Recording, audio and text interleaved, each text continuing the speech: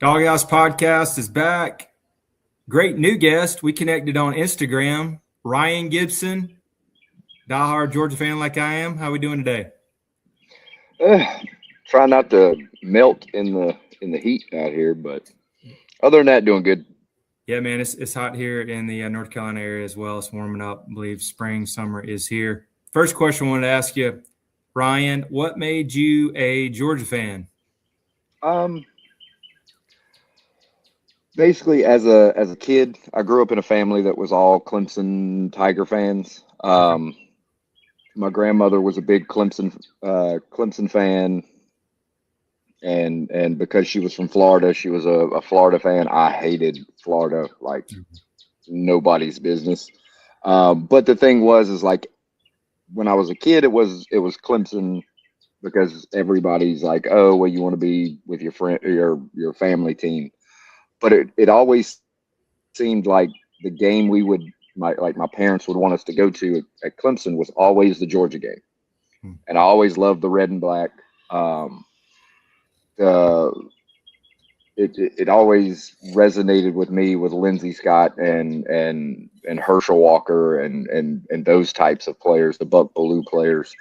And then as the years went, it just basically resonated more, and I went away from the Clemson type and just kind of went out on my own as a Georgia fan, went in the Navy, and then came back and used credits at the University of Georgia. So I wish they would have told me some of those credits didn't work, but right. They kind of lied to you on those. But yeah, so and then since then it's just been I got a French bulldog, named him Herschel because my middle name's Walker, so Herschel Walker just made sense. Yeah. And now I've got my mom's bulldog is Rubble, and he's a full-fledged English bulldog.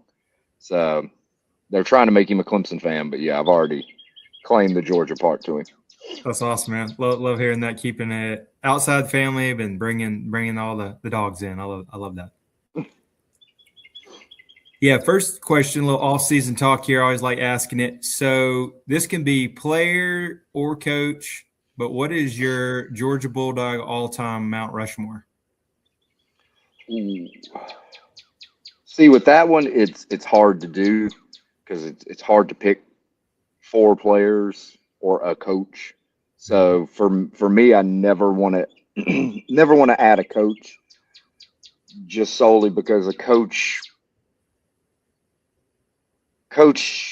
I guess for Mount Rushmore, that would be their own. So for me, as far as players, it'd be Frank Sinkwich, number 1, Herschel Walker, number 2.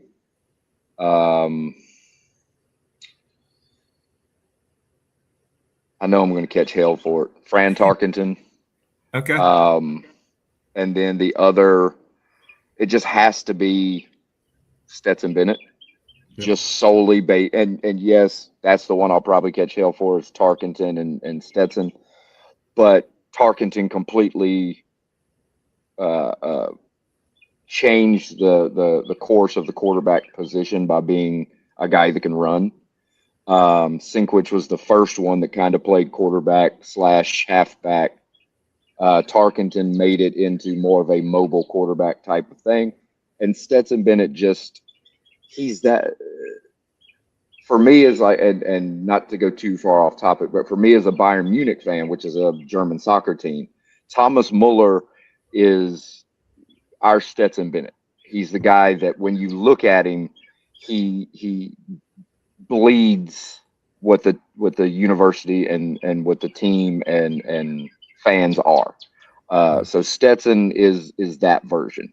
He lives, breathes, eats Georgia, and he is that quintessential Georgia player. Plus, he's got back-to-back national titles, so he automatically goes on there for that. So I've got the 2 Heisman winners. I've got the back-to-back national title guy, and then Fran Tarkenton just because he revolutionized a position in his own right. So I like it. You went back with the Pioneers, and they built Georgia up what they were. So I like that. Yeah, because Frank Sinkwich and Charlie Trippy are like one and the same. It's just Sinkwich is the guy that did a lot more, uh, winning the Heisman Trophy and all of that kind of stuff. So Trippy would be like that right at that edge, and Sapp would be as well. So I mean, essentially, you could probably say everybody that's in the Ring of Honor, or that have a retired jersey, because there's only those four guys that have the retired jerseys. So Right. they retired them for a reason. Right. There you go. Yeah, I'm gonna go a little. I'll go a little younger and give mine. Mine's gonna be a little different. So I'll definitely go Herschel. He's the GOAT. Put everybody on the map. Everybody knows Georgia football. He made it what it was. I'm gonna go Stetson Bennett. Anytime you win 2 national titles, walk on. They need It's to an put a instant. statue up eventually. Can't go without it. I'm gonna go just because he was a freaky freak. Wish we would have had him full 3 seasons, even though he played. Brock Bowers, and then I'm gonna go with Coach. Gotta go Kirby Smart, 2 national titles, the best. Vince Sealy was great, set the tone. And if I guess I had to throw a fourth, I'm gonna go one of my favorite players just because I watched him and he's got statistically one of the best. I like Nick Chubb too. Throw another run back in there. Probably for all defensive guys out there. Mine was quarterback heavy, but yeah. That's why it's always, if you do a Mount Rushmore, you've got to have a coaching one, an offensive one, and a defensive one, especially if you do it for the, I guess, American football way.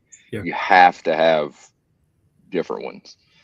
Because I mean, you even look at, what do you do with somebody like Rodrigo Blankenship or those types of guys? Because they're never going to be the guy that overrides Greg Blue or David Pollock or something. They're never going to get that. But the thing is those types of guys are some of the greatest in their own right. They're just kickers. So if you had to throw a defensive guy in there, you might have just mentioned him. Who would you pick if you had maybe one? Mount Rushmore. Oh, yep.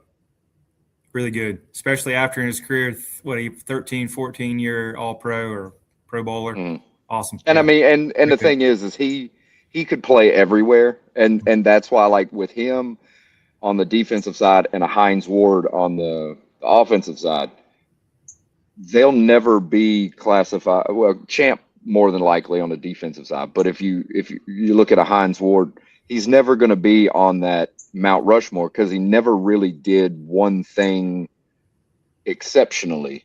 He did everything exceptionally. But if you compare him to an AJ Green, Muhammad Massaquoi, Lindsey Scott, he's not the best receiver, but he's kind of like a Dylan Bell. He's a Swiss Army knife that you can do anything with. And when Hines Ward went to the NFL, he proved that he can do any and everything. So, but yeah, Champ Bailey would be the one automatic. I like that. Yeah, just getting the ball, athlete, football player. Just he's got his hands with the ball. He can be dangerous. I agree. And I mean, now my question to you: the most underrated player that every Georgia fan should know, but probably doesn't know. I've already got mine. I know mine. I love that kid. Well, now he's not a kid anymore. He's a grown man now, but love that guy to death.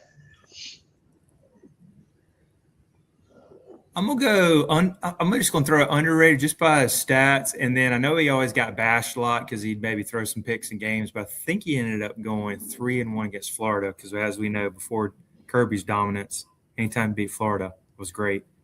But I don't know. I was maybe kind of feel like he didn't get enough respect like Aaron Murray. 3-1 against him.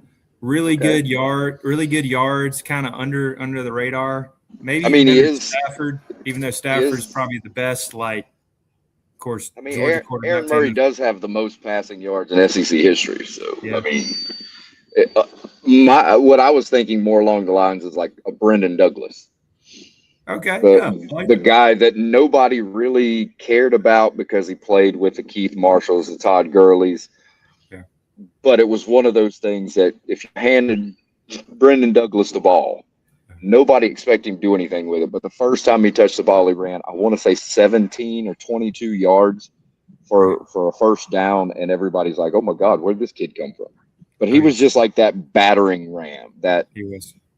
the bigger Cash Jones type player. Yep.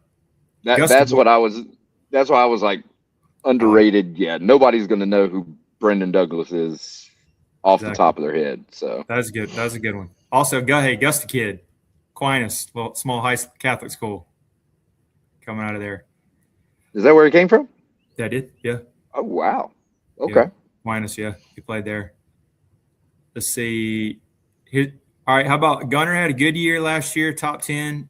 Can Gunner Stockton get invited to New York and be a Heisman Trophy candidate this year?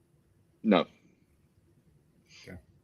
It's going to be Gunner's going to fall into the Matt Leinart, Reggie Bush, I guess quandary is what you can kind of call it.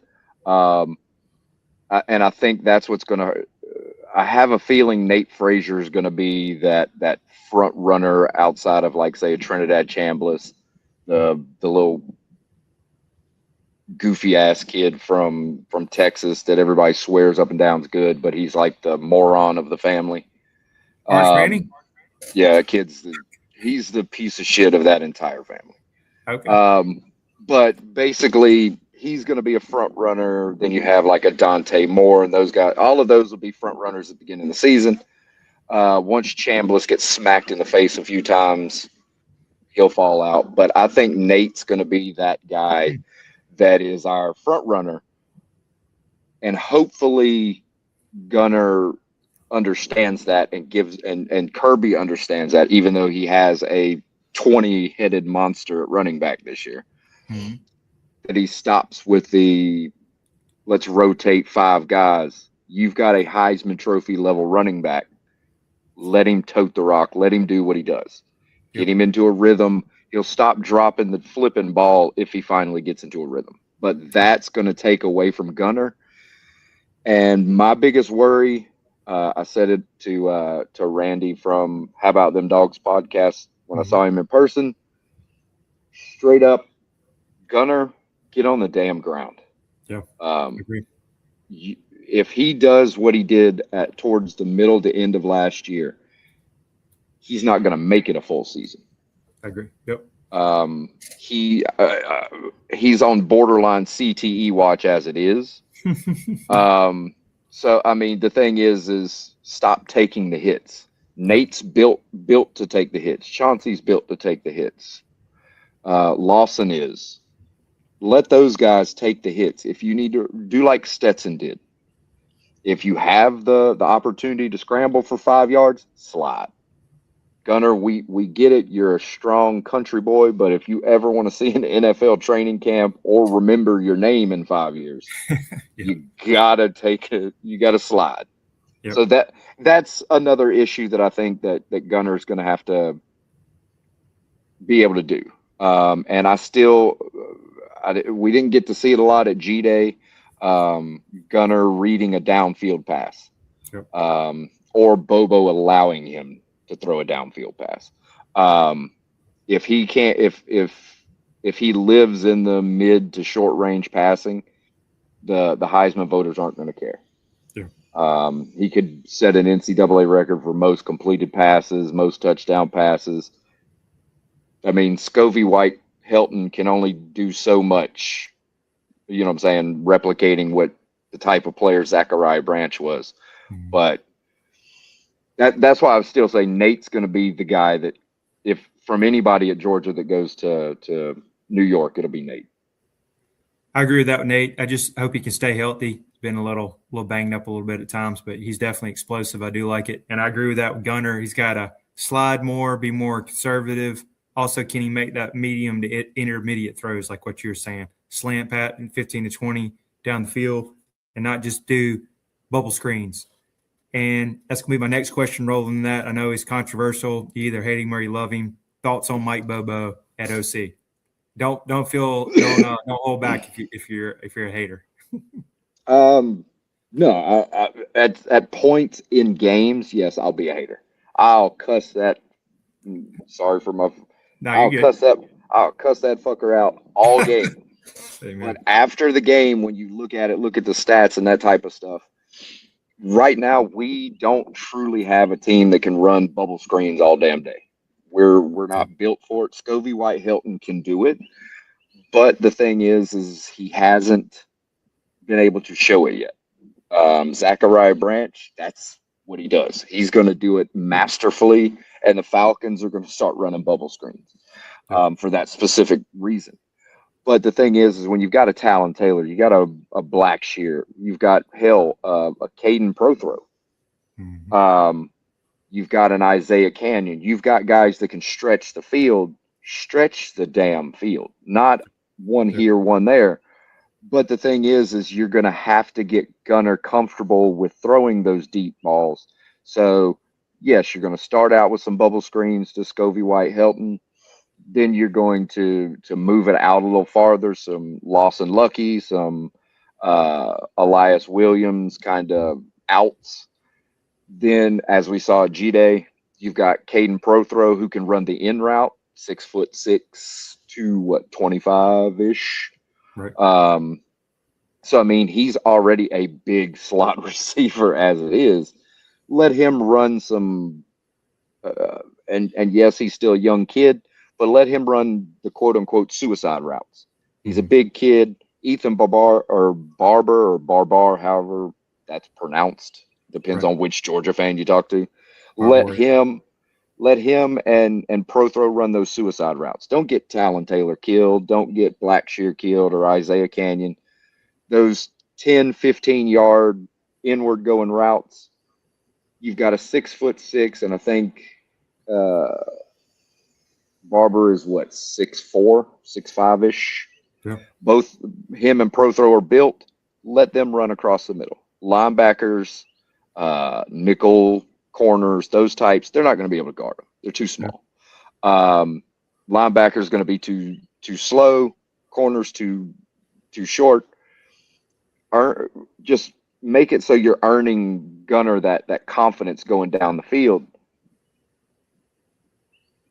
Is it going to be a Todd Monken type offense? Hell no. Would we look like an ungodly force if we had that offense? Sure. But the thing is you've also what fans also have to look at is Mike Bobo played at Georgia. If you look at how Mike Bobo played, it's the same shit that he coaches. Yeah.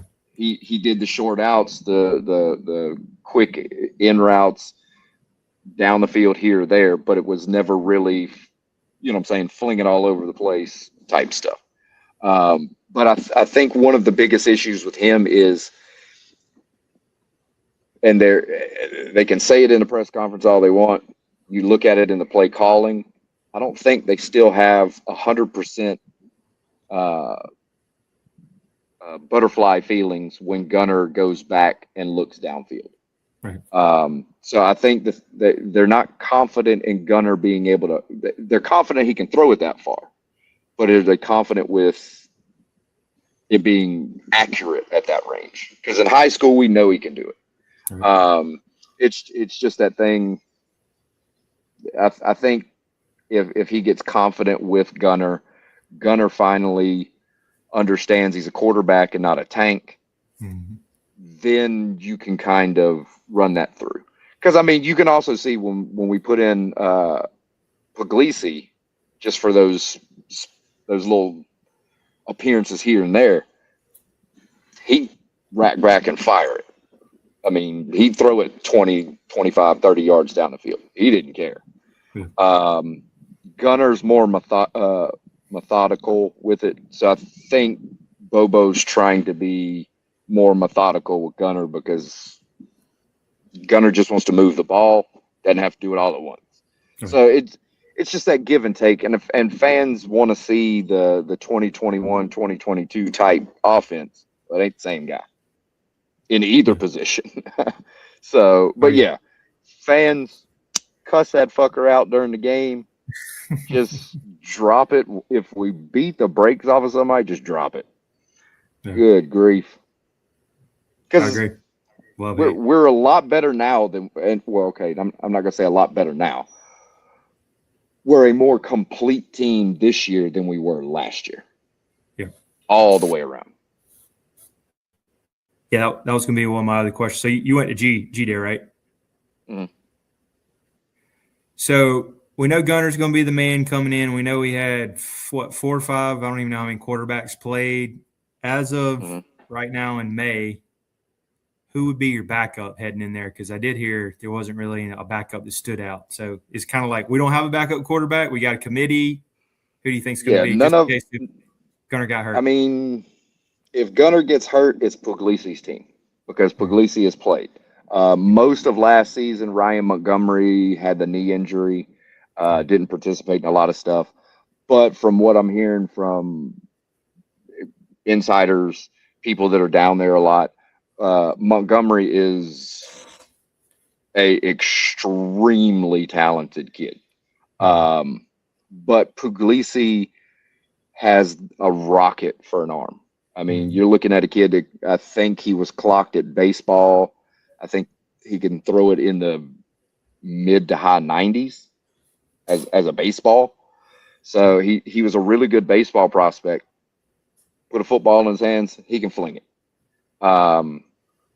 The Montgomery guy, I think Ryan Montgomery's more of a gunner, field general type player. Uh, so honestly, I think it's Gunner, Ryan Puglisi, Ryan Montgomery. Uh, But this I Buddha want kid, which everybody's one? out. Buddha Millinger, is that his name? Oh, He Hezekiah kind of, Milner. I think yeah, I is how heard you say his name. I heard he kind of showed out a little bit, and they even mentioned him on scout team. Just saying that was a name that Kirby just came He's out of nowhere and said his name. Like, who's this? Yeah, he's very, very talented. It's just the thing of is we haven't had a quarterback that does what he does since DJ Shockley. Hmm. Right. That's the issue with him is the reason he's on the scout team is because he can do exactly what Trinidad Chambliss does. Right. He can do exactly what any other running quarterback can do, and he's 50 times faster than any other quarterback that we have. But the thing is he's not as accurate past say the 15, 20 yard as Montgomery and Puglisi are. Uh, that's why I would have him right there behind Montgomery in the fourth spot, and then Beaver as the kid that just showed up. Right. Beaver's got all the characteristics to be a very good quarterback. It's just we've already seen he left Oregon because he couldn't be the second string guy. Mhm. How long is he going to be there if Gunner leaves, Puglisi steps in, then you got Wade that's sitting in the what do you call it, behind the curtains potentially coming. Right. If Wade shows up, does Montgomery stay? Does Milner stay? Right. Beaver, are you gonna sit? That the thing is did we need a Jared Curtis? Hell no. But the thing is Jared Curtis is going to find out very quickly why you don't start right off the bat in the SEC. Got to You're come going to after get too. I think that one's circled. hell. I'd circle it. Put pads on me. I will whoop that kid's ass all day. But the thing is I mean, if you look at those types of things, the I guess it came out either yesterday or a few days ago that he's going to be in a movie, and that's a part of his I did hear that. Yeah. NIL shit. And it's like, dude, give me a break. How much ass kissing and bullshitting did Vanderbilt have to do to convince that kid? Right. Um, so I mean, it's like you don't have the team Diego Pavia had. You're going to get your ass whipped. But Lose it's most of their O line too. I think it's like yeah. 4 or 5 starters, something like that. So, But I mean, the thing is if Justin Fields couldn't come to Georgia and start right away, mhm. Beaver, you're not either. You've already seen that we don't do what everybody else does. Right. You earn your spot. And just look at Stetson Bennett, look at Gunnar Stockton. They sat forever and Mhm. then finally got their shot. Right. So I mean, as long as that Beaver kid's okay with sitting, maybe redshirting this year, and doing it that way, sure. That kid has a potential down the road. Um, but if we get somebody like a Wade, who's the 5-star number one quarterback, number one player, blah blah blah, that's going to start playing into guys' heads. I honestly thought Montgomery would transfer this year. I'm surprised we got all these guys, to be honest. Yeah. And I mean, and the thing is it's like we've got really talented kids that are just sitting there waiting. And that's why another reason why I was like, thank God Carson Beck got the fuck on out of here. Take his cockeyed looking stupid self down there, get his girlfriend stole, his car stole, his national championship stole, everything. Right. Enjoy it, motherfucker. But the thing is like, I'm glad he decided to, if he was going to stay, he went there. Gunner got his shot, and then everybody moves up the pecking order. So I mean, it's all of those things, and that also played into the Curtis thing. So, Yeah. but we'll figure that out. That's a Mike Bobo decision. Let's just hope he doesn't screw that one up. That's right. I agree with all that. Can the Georgia defense be elite again? Took a little bit of a step back last year, only 20-something sacks, probably bottom of the college football in sacks, havoc rate. Can this defense be better? 2021, 22-esque. I'll say that. Hell no. Right. Hell no. There ain't a damn defense in college history that can be classified as a 21, 22-esque level. Right. I mean, there are some at Alabama that could compete. But yeah, historically, the 21, 22 teams were unflipping godly. Yeah. But like I said earlier, this year we have a complete team. The defense isn't all freshmen and sophomores like they were last year. Mm-hmm. You've got a lot of now they're sophomores and juniors, and now you've got the Raylan Wilsons that are taking control over like middle linebacker. The Gabe Harrises are still there. Johnson's still there. You know what I'm saying? Isaiah Gibson's doing very well. Elijah Griffin is still there, and he's getting bigger and better. Chris Cole, let's see, what's his name? That secondary is going to be good. Ellis Robinson, KJ Bolden. Yep. And then you have like the Khalil Barnes that's now back there with them. I mean, the spots that we needed to fix, we fixed. Yep. We still have Zion Branch back there. So I mean, we've still got guys. Mm-hmm. We lost guys like the Maddox kid that hurt a little bit. Munduzzi kind of left. But the thing is collectively we've got a strong linebacking core. We've got honestly, if you look at the guys on the defensive line, they are elite. Mm-hmm. They're young outside of like a Gabe Harris and Johnson. The interior defensive line is elite, but still relatively young. KJ Bolden's going to turn into a Caleb Downs-esque player. He's going to be a leader back there. Ellis is finally going to take that step forward. I think Ellis is going to play way better than and yes, this is going to be a stretch, but he's going to take over that Dalen Everett role of being that shutdown corner, and I think he's going to excel way farther than that. Yeah. So I mean, overall, the defense doesn't have the CJ Allens, you know what I'm saying? It's missing the Christian Millers and stuff, but overall, yes, it's a better group. And I like that Raylan is now the middle linebacker guy. For me, he's still a little bit faster than CJ Allen was. He may not be able to read the defense Luke Kuechly-esque like CJ could, but the thing is Raylan's nose for the ball there's not many linebackers that can do what he does, and he's fast as hell and mean as shit when he goes at them. Yeah. So my thing is the defense should, in my personal opinion, they should get at least the same amount of sacks as they got last year, and I'd say at least probably double that. Right. Just because you have the Chris Coles, you have I don't know what Linton's first name is. I keep forgetting. Chad, maybe? Chad Linton, something. Or Chaz Linton, something like that. But he's very good. Raylan's really good at rushing the quarterback if they let him. With him being middle linebacker, I don't know if they will. But the thing is we have those guys that are more geared towards pass rushing now versus last year. They kind of were held back a little bit. So the defense should be way better than they were. But it's not going to be 21-22 level. It'll look 21-22 level. It's just not going to be, you know what I'm saying? You can't replace a damn Jordan Davis and Jalen Carter and those guys. I agree. We don't have a 300-pound superstar that, or damn near 400-pound, 6'10". Now, if we could get like Elias Williams to learn how to play linebacker, then I'd be okay. Then we'd have our Sonny Styles type player.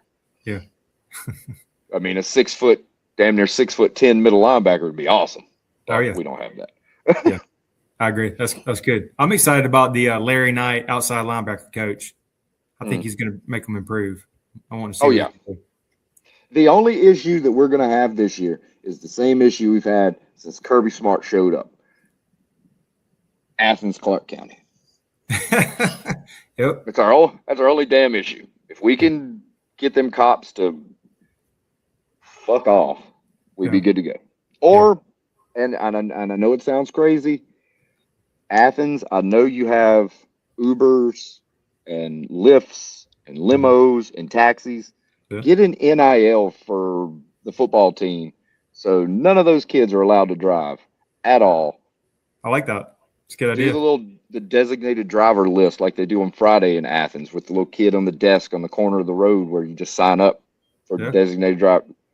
You're a football designated driver now. I like that. That's a good idea. That's cool. That's real good. Yeah, stop giving these kids damn what are they called? Chargers and Raptors and all these souped up cars. Yeah. Stop giving them those NIL deals for supercars. Give them NIL deals for a smart car. There you go. I like it. Or a self-driving Tesla. Yeah, there it is. I like it. One last question for you. Appreciate you coming on again. Is in your opinion, who's Georgia's biggest rival right now? Georgia Tech. Always is. That's for you. I don't give a shit. I don't give a shit. Nerds. The little fucking piss ass little dumbasses down in Atlanta. Right. I mean, yeah. With that, it's always that. But if we're looking at SEC wise, it's always going to be Alabama. Because the power of the East, power of the West. Yeah. Lane Kiffin's at LSU. Could they sit there and say, oh, well, now it's Lane Kiffin? No, because he's in the West. We don't play him. Right. Ole Miss could be close to that. But if we're looking at SEC opponent, it's going to be Alabama because every time we play Alabama, it's a fight. Other than that, it's Auburn. Because we just hate those West Georgia morons. Right. But yeah, it's Georgia Tech, Alabama, Auburn. Okay. You can throw Texas in there because they love to pretend they're good, yet they still ain't. We got them 3 straight. Yeah, they don't like us now. Yeah, and that was the funniest thing is they were like, oh, we're gonna come in there and we're gonna run the SEC, and then it's like, yeah, haven't beat us yet. What the fuck are y'all doing? Exactly. You may have a chance if you get that genetic piece of crap off of your quarterback spot. You might be all right, but it's okay. Sign $50 million worth of players to put around him. Cam Coleman, you're going to find out very quickly. You fucked up. There you go. I like it. The kid's not going to be able to throw it to him. So, but yeah, so with that one, it's first, foremost, always Georgia Tech. Okay. I like it. Good deal, man.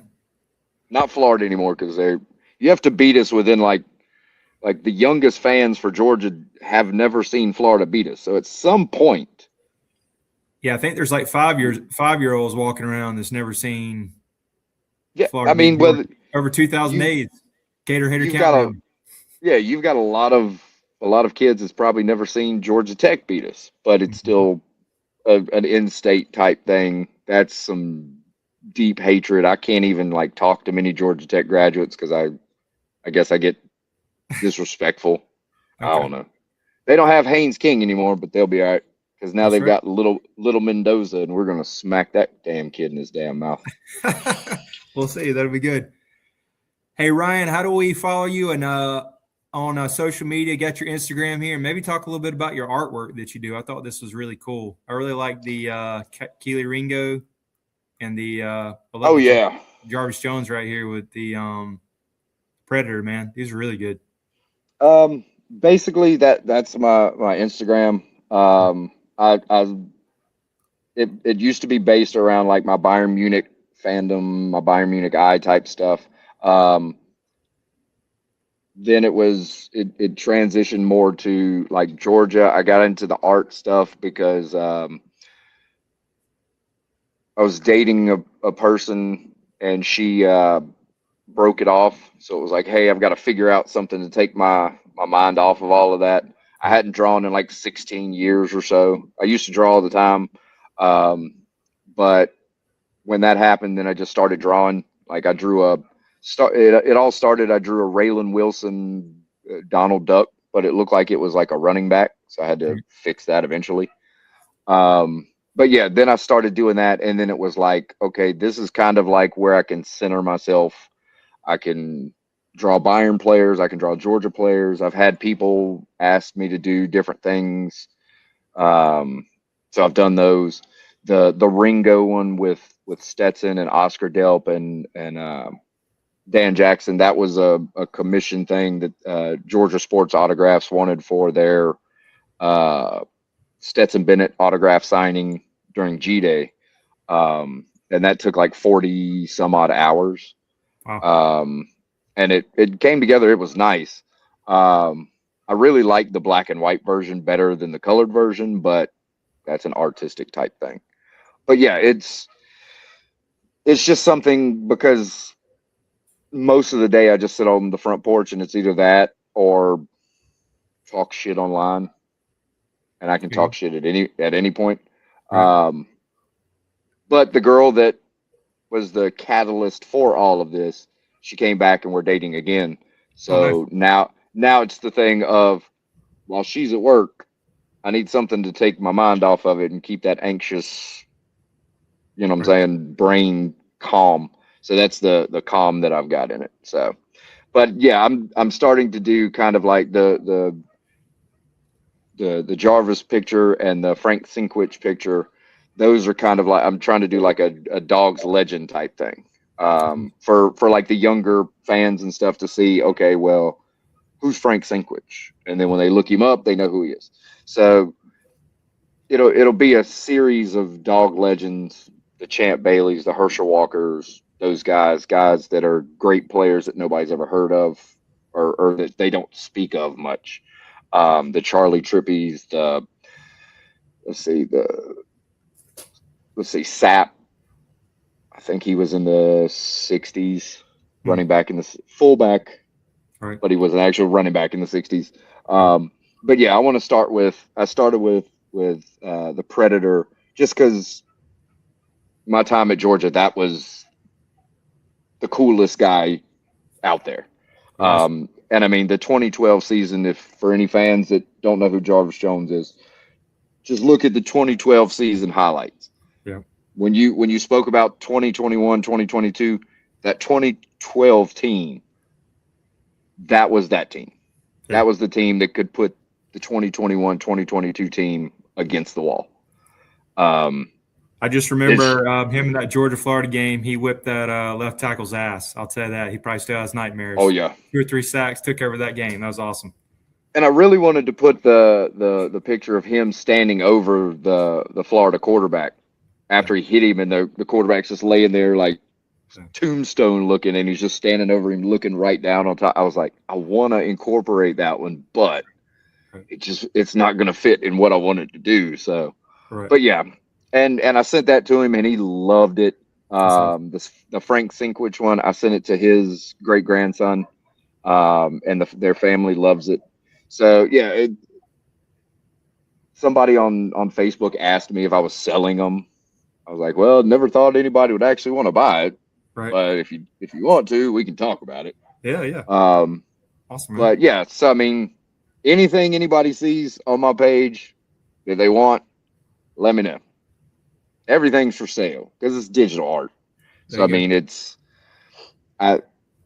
when people ask me, why do you do the digital art versus like actually standing there and painting? I can't afford that crap.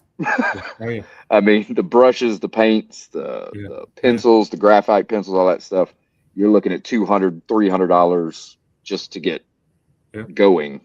And I can't afford that. So, but I do the digital stuff, send the files off. You can print it as big, small, canvas, whatever, however you want to print it. Yeah, man. So awesome. Very talented. Check out Ryan's Instagram. I'll have it at the bottom in the description. Also, check it out, and appreciate you coming on again, man. Thanks for your time. Oh, yeah. You're welcome. And make sure to like, subscribe, share the Doghouse podcast, and go Dogs. Go Dogs.